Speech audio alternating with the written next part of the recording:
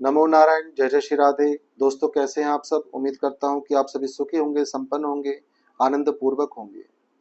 दोस्तों, आपको पता है कि 2023 से राहु महाराज मीन राशि में गोचर कर रहे हैं, यानी जो 12 नंबर राशि है उसमें इन्होंने अपना राशि परिवर्तन 2023 में अक्टूबर में कर लिया था।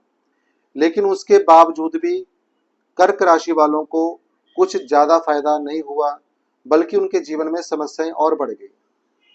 आज मैं बात करने जा रहा हूं नक्षत्र परिवर्तन की। अभी राहु ने केवल नक्षत्र परिवर्तन किया है, क्योंकि जिस प्रकार से राशि परिवर्तन करते हैं इसी प्रकार से ये अपने नक्षत्र को भी परिवर्तन करते हैं। और इस समय यह 19 सितंबर से लेकर के 17 मार्च तक राहु मीन राशि में ही उत्तरा भाद्रपदा नक्षत्र में पहुंच चुके हैं। और क्या परिणाम आपको देने वाले हैं, तो कर्क राशि वाले जितने भी जातक इस वीडियो को देख रहे हैं, सुन रहे हैं, तो आपकी यदि चंद्र कुंडली में चंद्र राशि आपकी जो कर्क बनती है तो आप इसे देख सकते हैं। नाम राशि कर्क है तो देख सकते हैं। यदि आपकी लगन 4 नंबर से शुरू होता है, जन्म लगन, तो भी आप इस भविष्यवाणी को सुन सकते हैं। तो नमस्कार, मैं हूं एस्ट्रोलॉजर आशीष शर्मा और मेरे इस ज्योतिष चैनल एस्ट्रो 22 में आप सभी का हार्दिक अभिनंदन है, स्वागत है। आशा करता हूं कि आप सभी स्वस्थ होंगे, सुखी होंगे। दोस्तों, कर्क राशि वालों की बात करने जा रहा हूं। इस समय गोचर कुंडली में, चंद्र कुंडली में 12 नंबर में, यानी कि कर्क राशि के हिसाब से ये 12 नंबर राशि जो है नवम भाव में, यानी भाग्य के भाव में आपके राहु महाराज 2023 अक्टूबर से गोचर कर रहे हैं और ये 18 महीने तक यहीं पे रहेंगे, यानी लगभग मई 2025 तक। लेकिन इस समय इन्होंने अपना नक्षत्र परिवर्तन कर लिया है सितंबर में, और यह 17 मार्च तक उत्तरा भाद्रपदा नक्षत्र में ही रहेंगे। और उत्तरा भाद्रपदा नक्षत्र स्वयं जहां पर राहु महाराज बैठे हैं 12 नंबर राशि, इसी यही गुरु महाराज उस भाद्रपदा उत्तरा भाद्रपदा नक्षत्र के मालिक हैं। तो उसी मालिक के भाव में वहां पर इस समय गोचर कर रहे हैं राहु महाराज। तो आपको क्या परिणाम देने वाले हैं? नवम भाव यानी भाग्य का होता है, यानी कर्म का होता है, धर्म का होता है, पिता का होता है। तो यहाँ पर जब भी राहु आते हैं, यदि वह अपने शत्रु नक्षत्र में होते हैं तो परिणाम यह होता है कि व्यक्ति के अपने पिता के साथ मतभेद होना शुरू हो जाता है, धर्म से व्यक्ति विमुख हो जाता है। यानी अच्छा भला कोई भजन कर रहा हो, धर्म का काम कर रहा हो, उसमें उसका मन लगना दूर हो जाता है। लेकिन इस समय गुरु के नक्षत्र में परिवर्तन होने से सबसे पहला कार्य ये होगा कि यदि आप धर्म में विश्वास करने शुरू कर दिया आपने, या धार्मिक स्थान में जाना शुरू कर दिया, तो आपके भाग्य को 4 चांद लगा देंगे। क्योंकि यह समय बहुत कम है, मार्च तक लगभग 5-6 महीने हैं। तो इसके बीच में आपको प्रतिदिन धार्मिक स्थान में जरूर जाना है। जिसको भी आप मानते हैं, जो भी गॉड है, परमात्मा है, ईश्वर है, जिसको आप मानते हैं वहां पर अपना माथा टेक करके जरूर आए। क्योंकि यहाँ पर गुरु के नक्षत्र में इस समय राहु विराजमान हो चुके हैं। और गुरु किसको कहते हैं हम? गुरु का स्थान धर्म स्थान होता है। या अपने किसी भी शिक्षक, जो भी आपके गुरु हैं, उनको मानसिक प्रणाम करके अपने दिन की शुरुआत करें। आपका कार्य सफल होगा, आपका भाग्य जरूर बदलेगा। आपके भाग्य में जितनी भी अड़चने आ रही थी वह सब दूर होनी शुरू हो जाएंगी। पिता के साथ मतभेद था, या प्रॉपर्टी के संबंध में कोई मतभेद था, या किसी प्रकार की वार्तालाप में मतभेद था, वह दूर होगा। अपने ये मान के चलें कि आपके भाग्य में परिवर्तन होगा और आपके कैरियर में भी परिवर्तन होगा। यदि आप कुछ चीजें जो मैंने बताई हैं उसको करते हैं तो बहुत ज्यादा आपको लाभ मिलेगा। यदि आप नहीं भी करते तो भी लाभ मिलेगा, लेकिन कुछ परसेंट कम मिल सकता है, ये हो सकता है।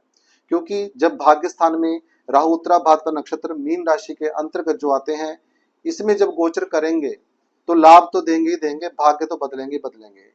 लेकिन यदि हम उसके साथ अपने कर्म को जोड़ देते हैं तो भाग्य और भी ज्यादा चमक जाता है।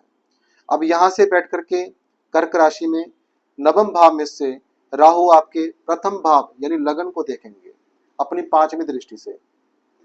दोस्तों, लगन का अर्थ होता है हमारा स्वयं का शरीर, हमारी कम्युनिकेशन, हमारी वार्तालाप, बोलचाल हमारी किस प्रकार की है। तो अभी तक ये मान के चलें आपको थोड़ी थोड़ी बातों में क्रोध आता होगा, वह क्रोध आपको शांत होता हुआ नजर आएगा। आप बहुत जल्दी हाइपर हो जाते होंगे, क्योंकि जब से यह नवम भाव में आए हैं इनकी दृष्टि राहु की पहले भाव में है। लेकिन अब नक्षत्र परिवर्तन के कारण पहले भाव में जब इनकी दृष्टि जाएगी तो आपके नेचर को सॉफ्ट कर देंगे।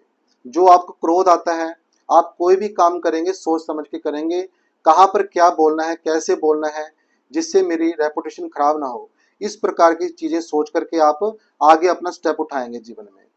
अब यहाँ से आपके शरीर में कष्ट था, कोई हेल्थ इश्यूज थे, क्योंकि पहला भाव होता है हेल्थ का भी, स्वयं की हेल्थ, तो यहाँ पर हेल्थ में इंप्रूवमेंट होगी।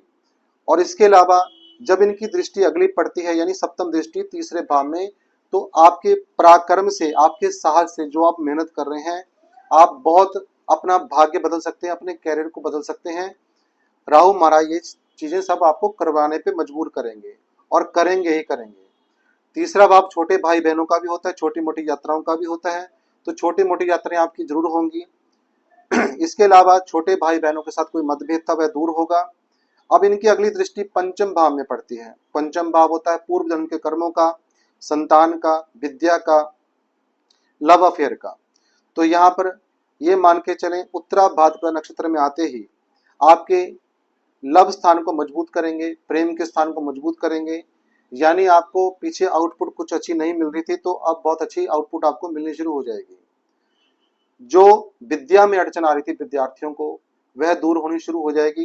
केवल मैं यहाँ पर एक बात कहना चाहता हूँ, नीले रंग से फिर भी परहेज आपको करना है, क्योंकि राहु की एक नेचुरल पावर होती है, उसी को आप ऑब्जर्व करें, उसी से लाभ लें। यदि आप नीला रंग यहाँ पे यूज करते हैं तो आपकी विद्या में अड़चन आ सकती है। तो यहाँ पर मैं ये कहूँगा किसी प्रकार से कर्क राशि वाले कोई पीले रंग का रुमाल या पीला कपड़ा या पीली चादर बिछा के रखें, तो उससे आपको बहुत ही लाभ होगा। चाहे वह विद्या का क्षेत्र हो, चाहे तृतीय भाव पराक्रम का हो, साहस का हो, या आपका भाग्य का हो। यदि आप यहाँ पर पीला रंग अपना लेते हैं तो आपके भाग्य तो बदलेगा ही बदलेगा, आपके पराक्रम में वृद्धि होगी, साहस में वृद्धि होगी, छोटे भाई बहनों के साथ मतभेद दूर होंगे, या हम कह सकते हैं कोई कलह क्लेश जीवन में हो रहे हैं वह दूर होंगे, संतान के प्रति अभी तक कोई समस्या आ रही थी वह भी दूर हो जाएगी। अब इनकी जो अंतिम दृष्टि है वह मैंने आपको बता दी, पंचम दृष्टि। तो कुल मिलाकर के कर्क राशि वालों के लिए उनके भाग्य को जगाने के लिए राहु महाराज उत्तरा भाद्रपद नक्षत्र में पहुंच चुके हैं। तो इसी के साथ यदि आज की जानकारी कर्क राशि वालों को अच्छी लगी हो तो लाइक अवश्य करें, शेयर करें और सब्सक्राइब जरूर करें। नमो नारायण, जय जय श्री राधे।